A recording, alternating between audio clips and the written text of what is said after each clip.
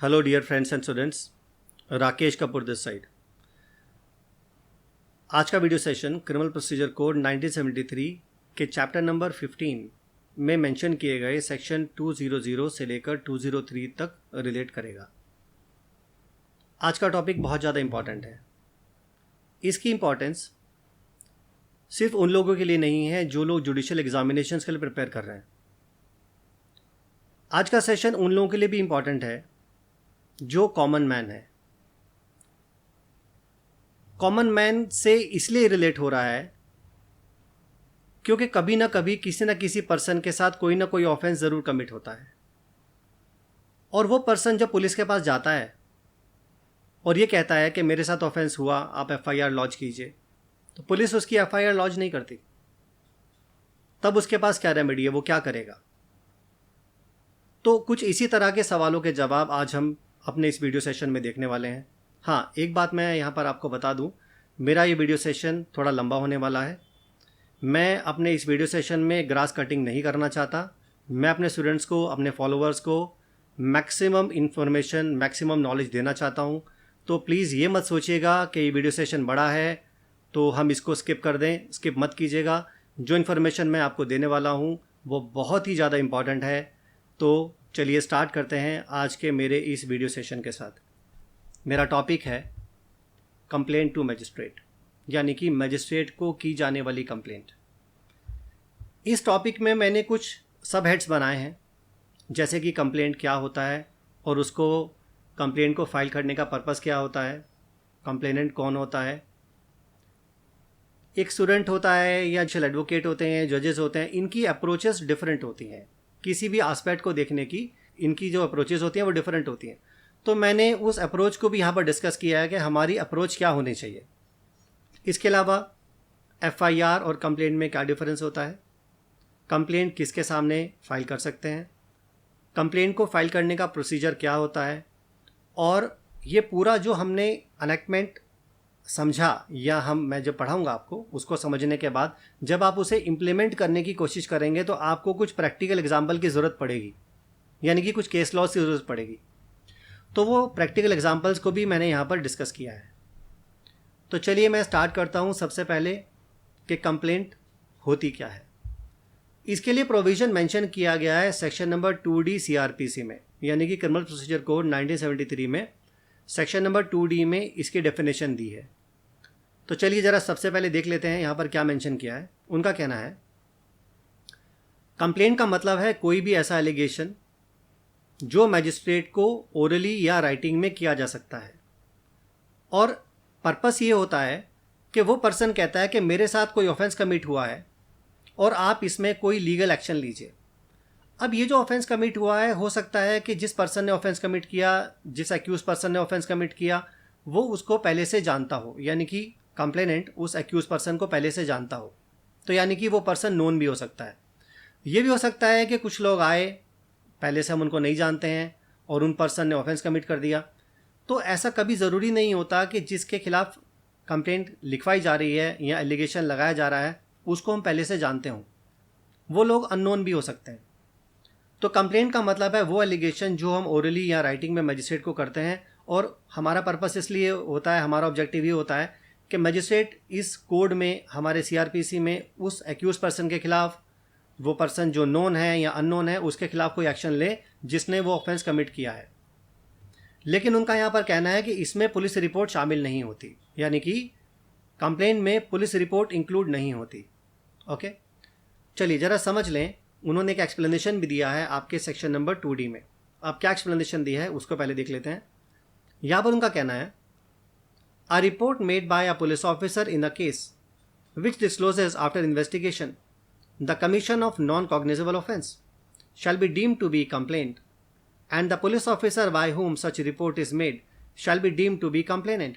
कहने का मतलब ये है कि मान लीजिए पुलिस ऑफिसर ने इन्वेस्टिगेशन कर लिया और सेक्शन नंबर 173 में अपनी रिपोर्ट सबमिट की, यानी कि ऊपर जो हम लोग बात कर रहे थे ना पुलिस रिपोर्ट, तो पुलिस रिपोर्ट का मतलब ये होता है कि अगर पुलिस ऑफिसर ने इन्वेस्टिगेशन करने के बाद मजिस्ट्रेट को जो अपनी रिपोर्ट सबमिट की है कि ऑफेंस बनता है या नहीं बनता, अगर बनता है तो क्या वो कॉग्निजेबल बनता है या नॉन कॉग्निजेबल बनता है, तो इस संबंध में पुलिस ऑफिसर ने जो रिपोर्ट सबमिट की है ये उसके बारे में बात कर रहे हैं। तो वो कहते हैं कि अगर पुलिस ऑफिसर ने इन्वेस्टिगेशन के बाद जो रिपोर्ट सबमिट की और ये कहा कि भाई ये जो ऑफेंस कमिट होता है ये तो नॉन कॉग्निजेबल ऑफेंस है, तो ये जो रिपोर्ट होगी ये कंप्लेंट कहलाएगी। जब कभी भी पुलिस ऑफिसर अगर कोई नॉन कॉग्निजेबल रिपोर्ट या नॉन कॉग्निजेबल ऑफेंस होने के कॉन्टेक्स्ट में रिपोर्ट सबमिट करता है तो उसको हम कंप्लेंट ट्रीट करते हैं, उनको कंप्लेंट मानते हैं। और जो पुलिस ऑफिसर होता है जो ऐसी रिपोर्ट सबमिट कर रहा होता है उसको हम ये डीम कर लेते हैं कि वो कंप्लेनेंट है। आप मेरी बात समझ रहे हैं? तो ये इन्होंने एक्सप्लेनेशन में मेंशन किया है। आगे प्रोसीड करते हैं और ये समझने की कोशिश करते हैं कि कंप्लेनेंट कौन होता है। हमारी एक आम धारणा है, हमारा एक आम सोचना ऐसा है कि कंप्लेनेंट वो होता है जिसके साथ कोई ऑफेंस कमिट होता है, यानी कि कंप्लेनेंट होने के लिए एग्रीव्ड होना ज़रूरी है। लेकिन क्या हमारा लॉ, हमारा साइटेशन ऐसा बोलता है? तो इसको समझने के लिए मुझे एक केस लॉ का रेफरेंस लेना होगा और उससे मैं समझ पाऊंगा कि कंप्लेनेंट सिर्फ एग्रीव्ड पार्टी होती है या कोई और पर्सन भी कंप्लेनेंट हो सकता है। तो यहाँ पर उनका जो केस लॉ उन्होंने दिया है वो है Vishwamitra versus OP Poddar and others, AIR 1984, supreme court, page number 5। बड़ा इंपॉर्टेंट साइटेशन है और लैंडमार्क जजमेंट है। यहाँ पर इन्होंने कहा है anyone can set the criminal law in motion bye filing a complaint of facts constituting an offense before a magistrate entitled to take cognizance under section 190 of the CRPC, and unless any statutory provision prescribes any special qualification or eligibility criteria for putting the criminal law in motion, no court can decline to take cognizance on the sole ground that complainant was not competent to file the complaint. Section 190 of the code clearly indicates that qualification of the complainant to file a complaint is not relevant. Meaning thereby, अगर आप कानून को motion में लाना चाहते हैं, आप ये चाहते हैं कि कानून आपकी मदद करे, कोई ऑफेंस कमिट हुआ है और वो इन्वेस्टिगेशन करे या उसको सज़ा दे, तो इसके लिए ज़रूरी नहीं है कि एग्रीव्ड पार्टी ही आकर कंप्लेंट दे सकती है। वो कहते हैं कोई भी दे सकता है। अगर कोई ऑफेंस कमिट होता है कोई भी दे सकता है। मान लीजिए कोई विटनेस है तो वो जाके कह सकता है कि देखिए इस पर्सन के साथ ऑफेंस कमिट हुआ। कई बार आपने देखा होगा कि कोई पड़ोसी कंप्लेंट कर देता है कि ऐसा ऐसा हुआ है। तो कोई भी पर्सन इन्फॉर्मेशन दे सकता है, ज़रूरी नहीं है कि एग्रीड पार्टी ही इन्फॉर्मेशन दे। लेकिन उन्होंने साथ में एक कंडीशन भी लगाई है, अगर कोई भी स्पेशल प्रोविज़न, कोई स्पेशल स्टैट्यूटरी प्रोविज़न किसी स्पेशल एक्ट में या किसी पर्टिकुलर एक्ट में मेंशन की गई है तो फिर वही पर्सन कंप्लेंट फाइल कर सकता है जो एग्रीव्ड है, कॉमन पर्सन नहीं कर सकता। यानी कि जहां पर लॉ में स्पेशली मेंशन किया गया हो कि सिर्फ यही लोग कंप्लेंट कर सकते हैं तो वहां पर तो वही लोग कंप्लेंट फाइल करेंगे जिनके बारे में लॉ में मेंशन किया गया है। अगर ऐसी कोई बात, कोई ऐसा कोई स्टैट्यूटरी प्रोविजन मेंशन नहीं किया गया है तो फिर कोई भी पर्सन कंप्लेंट कर सकता है। ये मेंशन किया है उन्होंने Vishwamitra versus OP Poddar and others, AIR 1984, supreme court, page number 5 के केस लॉ में। चलिए आगे प्रोसीड करते हैं। मैंने आपसे कहा था कि आज के सेशन में मैं जो डिफरेंट अप्रोचेस होती हैं, एक स्टूडेंट की अप्रोच हो सकती है किसी चीज़ को देखने की, एक जूनियर एडवोकेट की कोई अप्रोच हो सकती है और एक जज की अप्रोच हो सकती है। अब आप कहेंगे सर ये क्या अप्रोचेस हैं? देखिए, जब हम कुछ स्टडी करते हैं, हम कॉलेज में पढ़ते हैं तो हमें पढ़ाने वाले लोग प्रोफेसर्स होते हैं। अब उन्होंने, वो कोर्ट ऑफ लॉ में तो नहीं गए, उन्होंने सिर्फ वो बुक्स पढ़ी हैं, उन्होंने PhD कर लिया, उन्होंने LLM कर लिया और उसके बेसिस पर वो जो किताबों में पढ़ते हैं उसकी इन्फॉर्मेशन वो आपको देते हैं। लेकिन वही बच्चा जब LLB या LLM करके पास आउट होता है और वो कोर्ट ऑफ लॉ में जाता है तो उसे कुछ नहीं आता, फिर वो उससे जूनियरशिप करनी पड़ती है क्योंकि जो उसे पढ़ाया गया था वो उसको कोर्ट ऑफ लॉ में काम नहीं आ रहा, वो सिर्फ एकेडमिक्स थी, उसे प्रैक्टिकल नॉलेज कुछ नहीं हुई। अब वो क्या करता है, वो बेचारा एक सीनियर के पास जाता है, 5 साल 7 साल 10 साल लगाता है, फाइलें लेके घूमता रहता है। कभी कुछ सीनियर्स उसको बताते हैं, कई बार नहीं भी बताते। कई बार सीनियर बहुत अच्छे होते हैं, उनको सारे गाइड करते हैं, उनको समझाते हैं कि बेटा ऐसा होगा ऐसा होगा ऐसा होगा, तो वो धीरे धीरे जल्दी जल्दी सीखने लगता है। लेकिन एक जूनियर, मान लीजिए उसे बहुत अच्छा असिस्टेंस नहीं मिल रहा है, तब वो क्या करेगा? वो एक जो भी समझता है वो जनरलिटी में समझता है, जो एकेडमिक्स में समझा था वो उसे इम्प्लीमेंट करने की कोशिश करता है, लेकिन वो प्रॉपर्ली ठीक से समझ नहीं पाता। और हमारा जो नेक्स्ट अप्रोच होता है वो होता है जज का अप्रोच। यानी कि आप के लिए अल्टीमेट क्या है?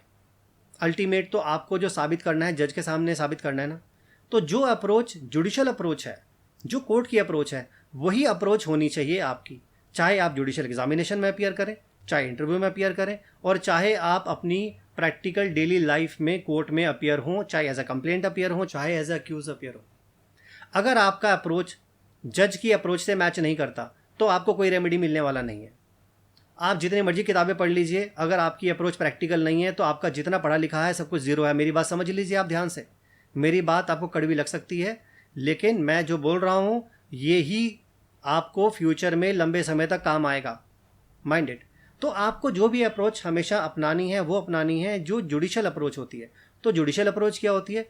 जुडिशियल अप्रोच आपके बेयर एक्ट में जो प्रोसीजर मेंशन किया गया है, अगर उसमें कुछ टेक्निकल ग्राउंड्स हैं, उसके कॉन्टेक्स्ट में हम केस लॉज का हेल्प लेकर और जो प्रोसीजर कोर्ट में अडॉप्ट किया जाता है उनको कंबाइन करके देखते हैं कि जो हमने पढ़ा था और कोर्ट में जो हो रहा है या उस कॉन्टेक्स्ट में जो केस लॉज हैं वो क्या कहते हैं। इन सब तीनों चीज़ों को कंबाइन करके हम अपनी एक अप्रोच बनाते हैं। तो यही अप्रोच आपको बनानी है, तभी आपको फ्यूचर में सक्सेस मिलेगी। आप मेरी बात समझ रहे हैं? चलिए अभी आगे बढ़ते हैं। आगे हम समझने की कोशिश करते हैं कि एफआईआर और कंप्लेंट में डिफरेंस क्या होता है। मैंने थोड़ी देर पहले आपको बताया कि आमतौर पर लोग सोचते हैं कि यार पुलिस को कंप्लेंट कर दी। मैंने कहा नहीं, पुलिस को तो कभी कंप्लेंट होती ही नहीं है। पुलिस को तो हम सिर्फ एक इंटीमेशन देते हैं, एक इन्फॉर्मेशन देते हैं। अब पुलिस को क्योंकि हम इन्फॉर्मेशन देते हैं, इसीलिए उस दी गई इन्फॉर्मेशन को हम क्या बोलते हैं? First information report. और इसको अगर मैं एब्रिवेटेड फॉर्म में बोलूँ तो कैसे बोलूँगा? FIR। यानी कि पुलिस को तो दी जाती है FIR और कंप्लेंट किसको करते हैं? मजिस्ट्रेट को करते हैं। तो अगर आप फ्यूचर में कभी भी ये बोलोगे कि मैंने पुलिस को कंप्लेंट की है, तो पुलिस को कंप्लेंट नहीं, ये बोलिए मैंने पुलिस को इंटीमेशन दी है। कभी भी ये मत बोलो मैंने पुलिस को कंप्लेंट की है, क्योंकि कंप्लेंट आप हमेशा मजिस्ट्रेट को करते हैं। और अगर आप लॉ स्टूडेंट हैं और ऐसा ब्लंडर कर रहे हैं तो मैं समझता हूँ कि you are doing a wrong thing. You understand? चलिए ज़रा समझ लें कि वो कौन से ऐसे की पॉइंट्स हैं जो FIR को और कंप्लेंट को दोनों को डिफरेंशिएट करते हैं। मैंने 2 कॉलम्स बनाए हैं। लेफ्ट साइड पे मैंने मेंशन किया है FIR और राइट साइड पे मेंशन किया है कंप्लेंट। सभी को, दोनों को मैं 1 बाय 1 एक्सप्लेन करने की कोशिश करूंगा। पहले FIR को देखते हैं।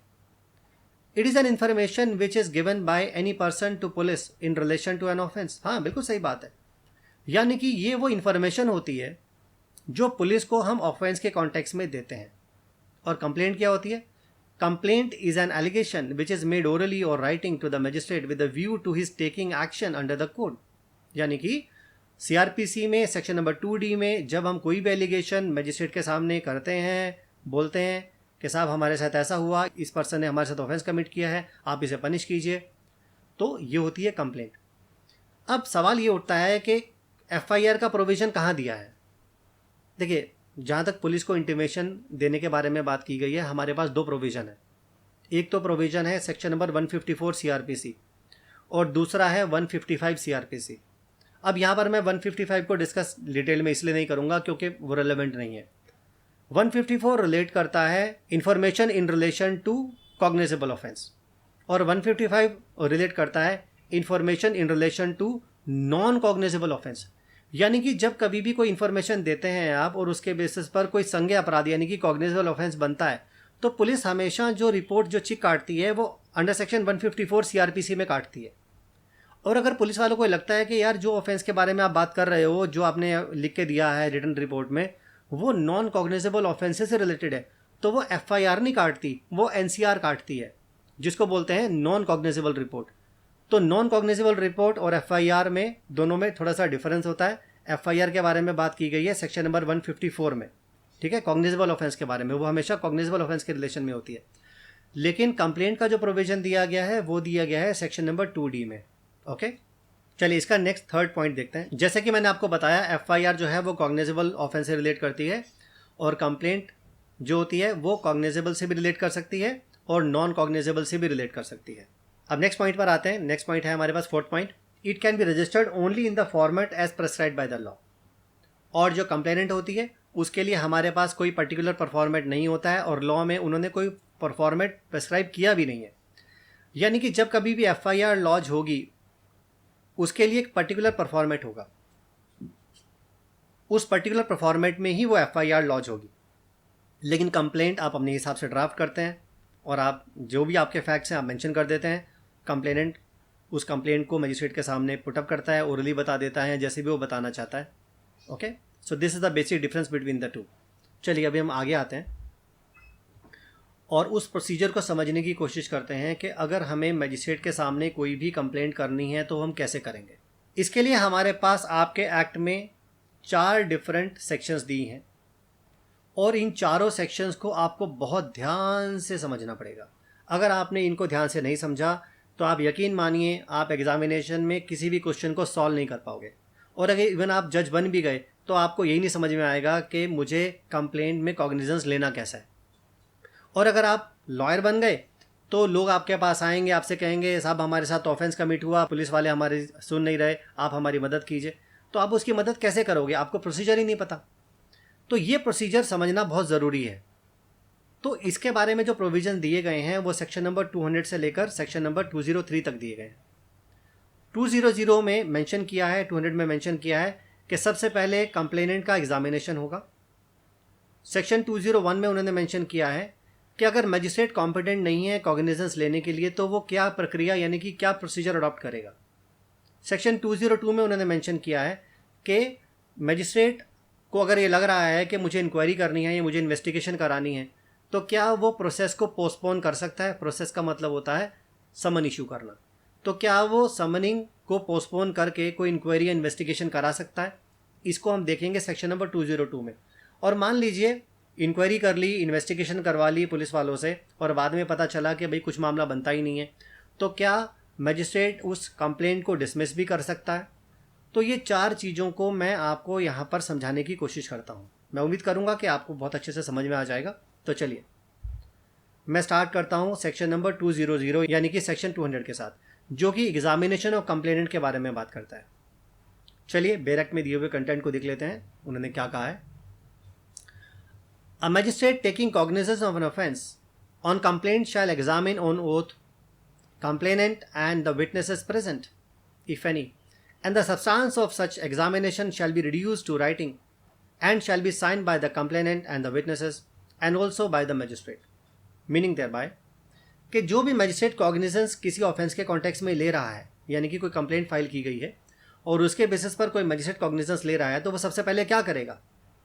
तो सबसे पहले तो वो कंप्लेनेंट को या जो भी विटनेसेस, जो मटेरियल विटनेसेस हैं, उनका एग्जामिनेशन ऑन ओथ करवा लेगा, उनका स्टेटमेंट रिकॉर्ड करवा लेगा शपथ पूर्वक ऑन ओथ, कंप्लेनेंट का, शिकायतकर्ता का और गवाहों का यानी विटनेसेस का ऑन ओथ स्टेटमेंट रिकॉर्ड करवा लेगा और उनको रिड्यूस इनटू राइट कर लेगा।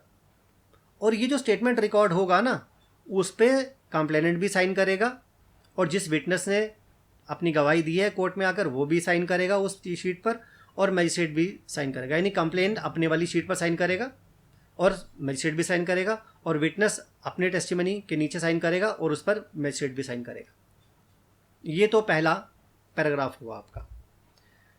लेकिन वो कहते हैं कि जो बात मैंने आपको बताई है यहाँ पर ये एब्सोल्यूट नहीं है, ये कुछ कंडीशन के साथ आ रही है क्योंकि वर्ड यूज़ किया है प्रोवाइडेड। तो चला देख लेते हैं क्या कह रहे हैं यहाँ पर। Provided that when the complaint is made in writing the magistrate need not examine the complainant and the witnesses.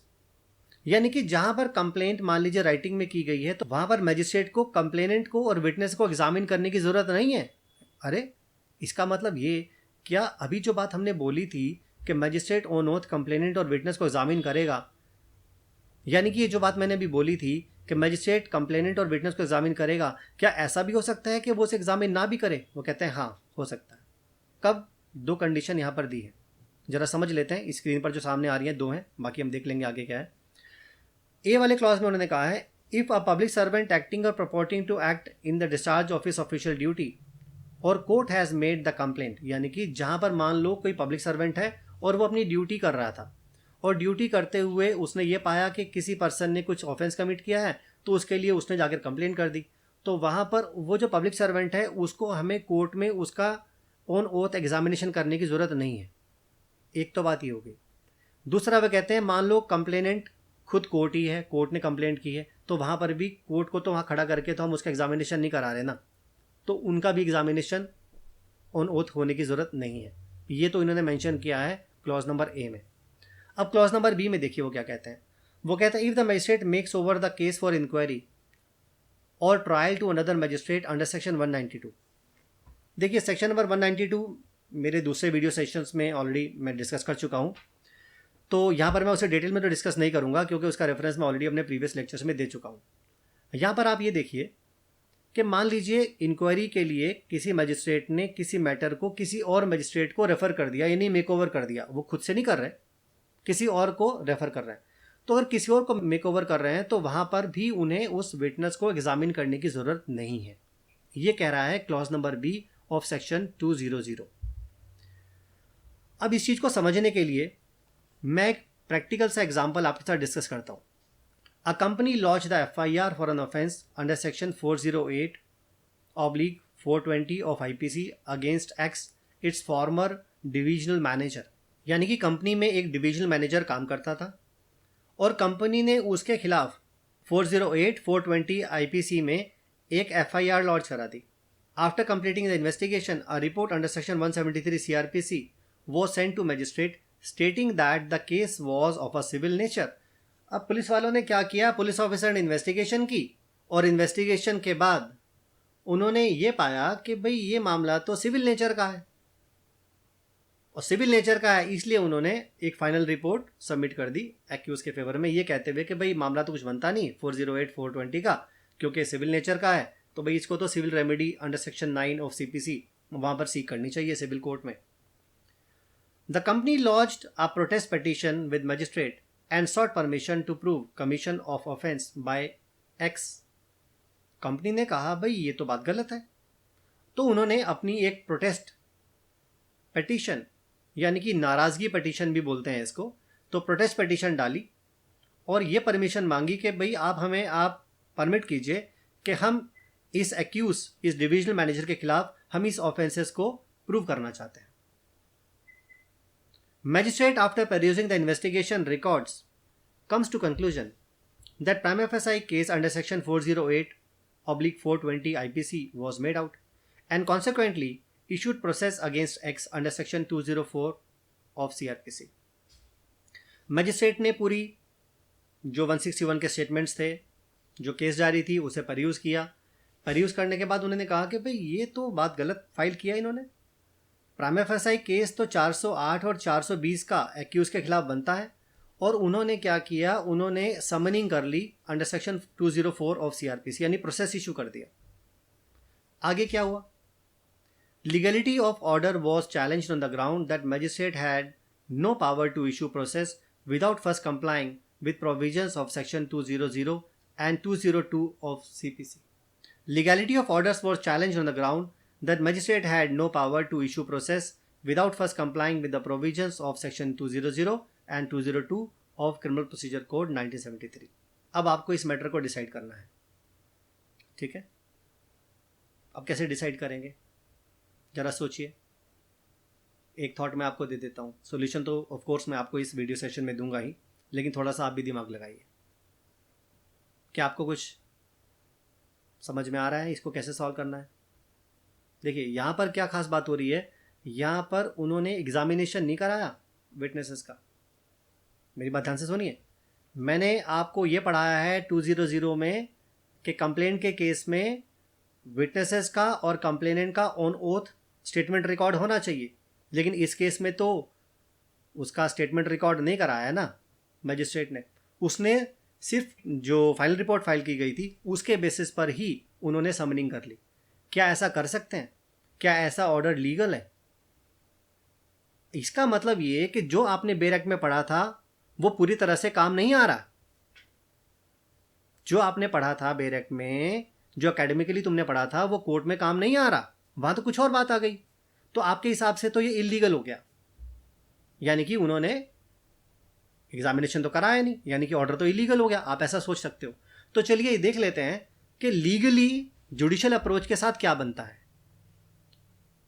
एक जुडिशियल ऑफिसर इसको कैसे ट्रीट करेगा, जरा उस कॉन्टेक्स्ट को देखते हैं। इसके लिए मैंने एक रेफरेंस लिया है, India carat private limited versus state of Karnataka, EIR 1983, supreme court, page number 885। Supreme court का केस है, बहुत इंपॉर्टेंट केस है और इसका रेफरेंस अक्सर हम लोग कोर्ट में लेते हैं।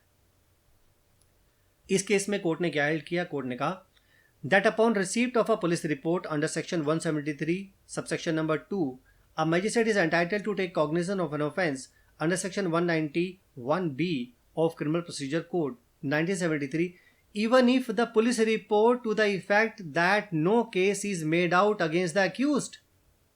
यानी कि मान लो एक पुलिस ऑफिसर ने अपनी कोई रिपोर्ट सबमिट की अंडर सेक्शन 173 और ये कहा कि मामला तो बनता नहीं है, ऑफेंस तो बनता नहीं है एक्यूज के खिलाफ, क्या उसके बावजूद भी magistrate section number 190 subsection number 1 clause B में कॉग्निजेंस ले सकता है? उन्होंने कहा हाँ ले सकता है भाई। ये पहली पॉइंट हो गया। आगे सेकेंड पॉइंट में उन्होंने हेल्ड किया the magistrate can take into consideration the statement of the witnesses examined by the police during investigation and take cognizance of the offence complaint of and order the issue of process to the accused. Meaning thereby कि magistrate क्या कर सकते हैं, जो statement police वालों ने during investigation record किए थे, आईओ ने, इन्वेस्टिगेटिंग ऑफिसर ने जो स्टेटमेंट रिकॉर्ड किए थे, सिर्फ उन्हीं के बेसिस पर कोर्ट उनको परयूज करके ये देख करके उनके स्टेटमेंट के बेस पर अगर प्राइमा फेसाई केस बनता है वो एक्यूज के खिलाफ प्रोसेस जारी कर सकता है। आप कहेंगे सर अच्छा एक बात तो बताइए, जब हमारे एक्ट में ये बात लिखी है कि मजिस्ट्रेट उन्हें ऑन ओथ रिकॉर्ड करेगा, उनका स्टेटमेंट रिकॉर्ड कराएगा कंप्लेनेंट का और विटनेस का, तो यहां पर वो क्यों नहीं करा रहा? क्यों कोर्ट ने ऑर्डर पास कर दिया? कोर्ट ने इसलिए ऑर्डर पास कर दिया कि अल्टीमेटली मजिस्ट्रेट को प्राइमा फेसाई एविडेंस चाहिए था। जहां पर प्राइवेट कंप्लेंट होती है, जहां पर पुलिस वाले इन्वेस्टिगेट नहीं करते, वहां पर क्या होता है, वहां पर कोई मटेरियल ऑन रिकॉर्ड नहीं होता। तो मजिस्ट्रेट कहता है अच्छा चलो ठीक है बताओ आप क्या कहना चाहते हो। तो वो एक प्रिलिमिनरी इंक्वायरी मजिस्ट्रेट करता है और जानने की कोशिश करता है कि अच्छा इसके बेस पर कुछ बनता है तो समनिंग करता है।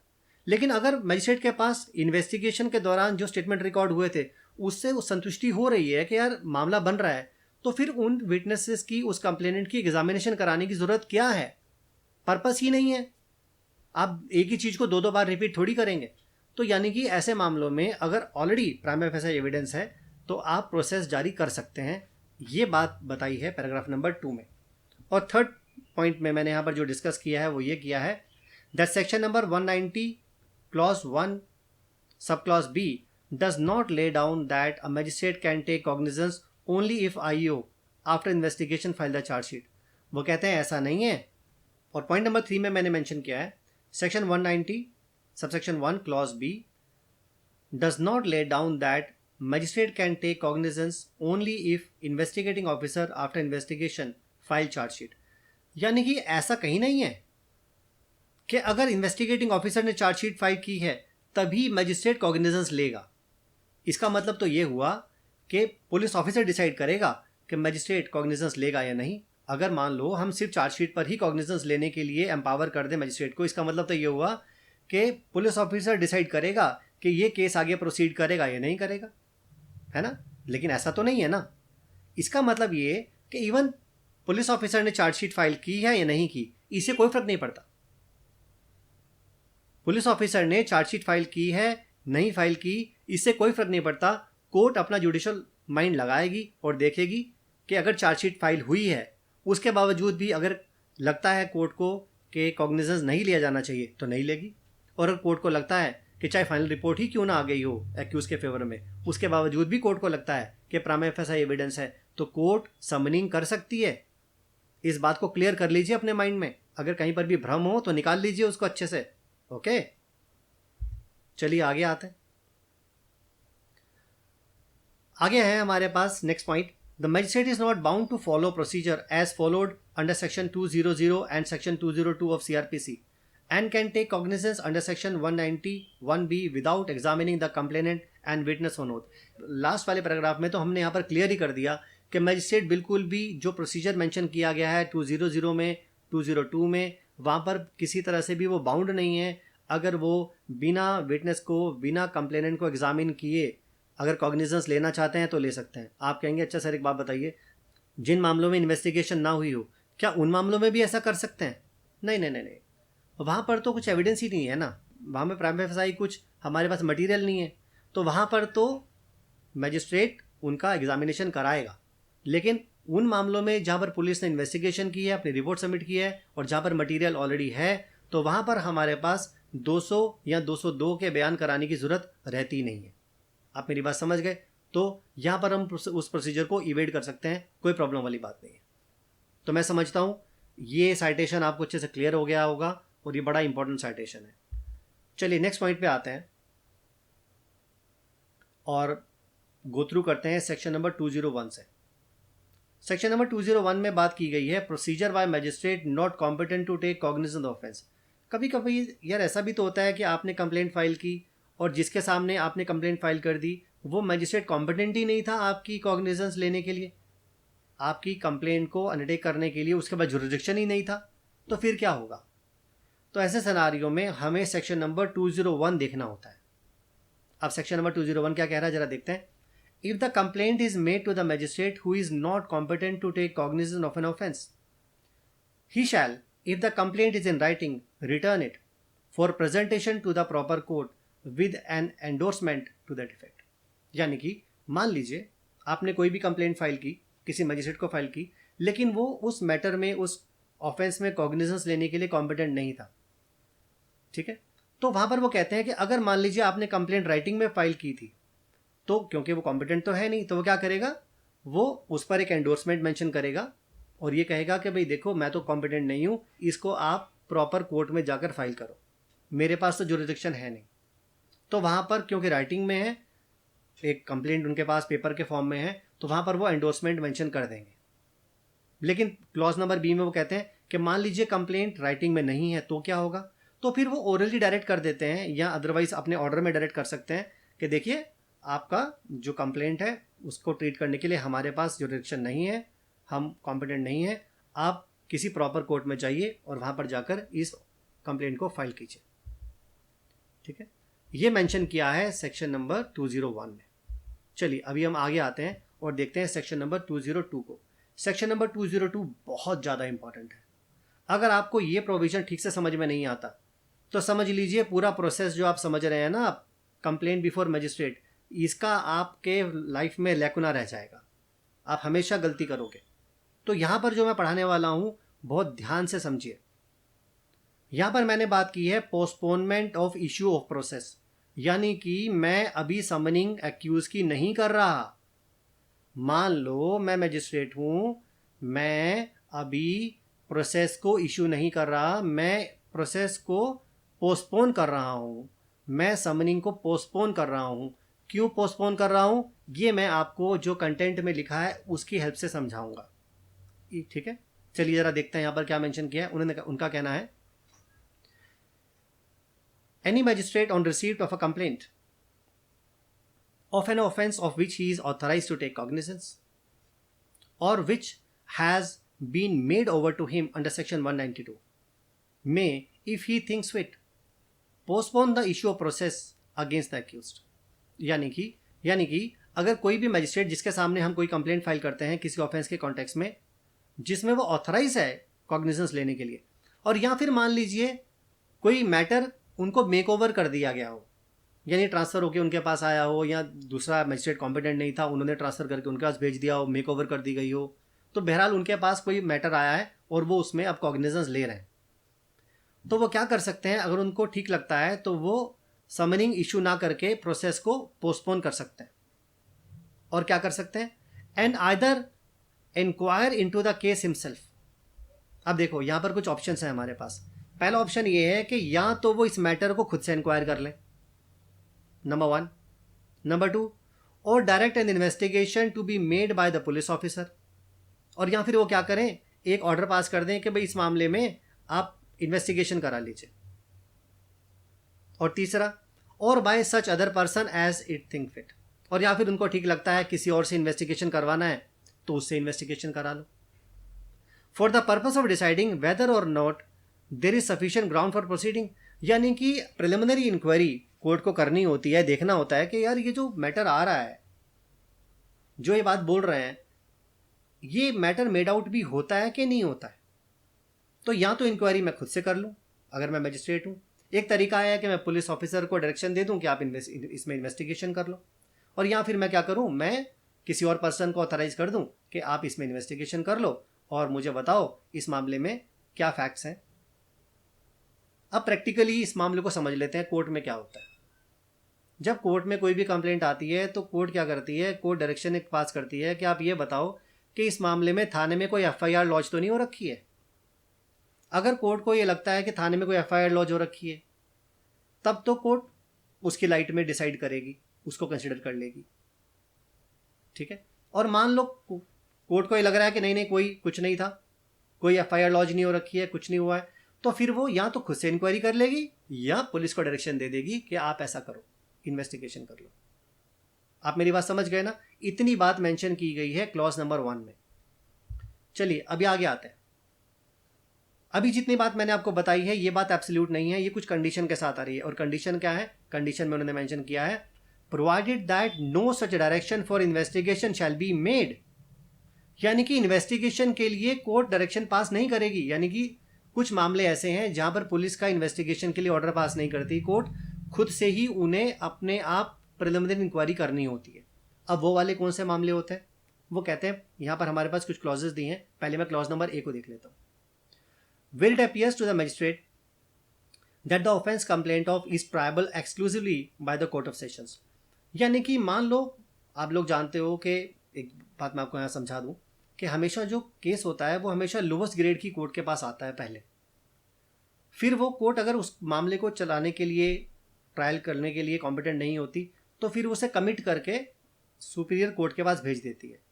जो भी उससे ऊपर वाली कोर्ट होती है, जैसे मजिस्ट्रेट के पास आया तो tribal bye court of session है, तो फिर वो कोर्ट ऑफ सेशन के पास भेज देगी, उसे खुद से ट्राई नहीं करेगी। तो मान लो मामला 302 का है या 307 का है, या ऐसा ऑफेंसेस है जिसको कि एक जुडिशियल मजिस्ट्रेट ट्राई नहीं कर सकता, तो ऐसे मामलों में वो क्या कर देंगे, वो मेक ओवर कर देंगे और कमिट करके ऊपर भेज देंगे। मेक ओवर वर्ड तो मुझे यूज़ नहीं करना चाहिए, बल्कि मुझे कहना चाहिए कमिट करके ऊपर भेज देंगे, ठीक है। तो जिन मामलों में offence exclusively tribal by the court of session होता है, तो वहां पर कभी भी पुलिस इन्वेस्टिगेशन के लिए डायरेक्शन पास नहीं की जाती। ये तो पहली बात हो गई, ठीक है। क्लियर? याद रखना जो बातें मैं बोल रहा हूं आपको, सब कुछ एक एक स्टेप बहुत ज़्यादा इंपॉर्टेंट है। और सेकेंड पॉइंट जो यहाँ पर है वो ये कि where the complaint has not been made by a court, यानी कि जहां पर कंप्लेंट कोर्ट ने नहीं की है, unless the complainant and the witness present if any has been examined on oath under section 200 subsection number 2 and inquiry under section subsection number 1, the magistrate may think fit take evidence of the witness on oath। तो ये second point में उन्होंने कहा कि जहां पर court complainant नहीं है, तो जब तक कि अगर विटनेस मान लो प्रेजेंट है और मान लो उसका स्टेटमेंट रिकॉर्ड नहीं कर लिया गया 202 के सबसेक्शन नंबर 2 में, तो वहां पर उसका स्टेटमेंट ऑन ओथ रिकॉर्ड करके फिर आगे प्रोसीड कर सकते हैं। तो वहां पर भी उनको पुलिस की इन्वेस्टिगेशन पास करने की जरूरत नहीं है।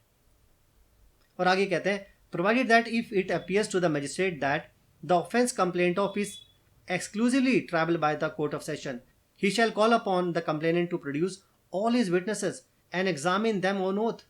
ये पोर्शन मैं आपको बहुत इंपॉर्टेंट बता रहा हूं।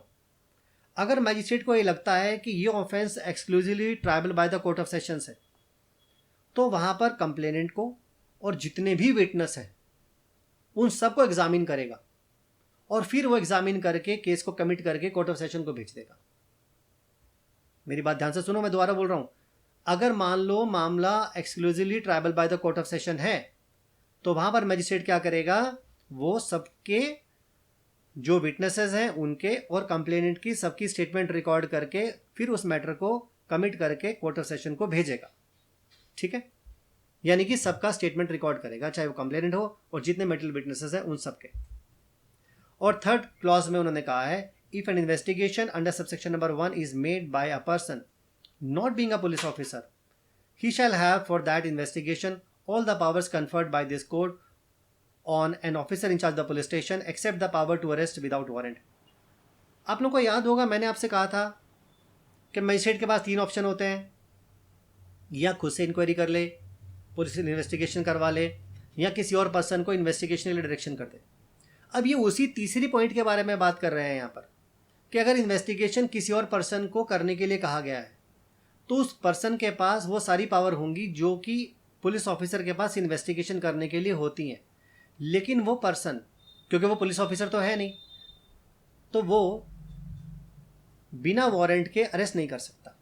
बाकी इन्वेस्टिगेशन के लिए जो पावर पुलिस की होती है वो रहेगी, लेकिन बिना वारंट अरेस्ट नहीं कर सकेगा। ये बात मेंशन की गई है सबसेक्शन नंबर 3 में।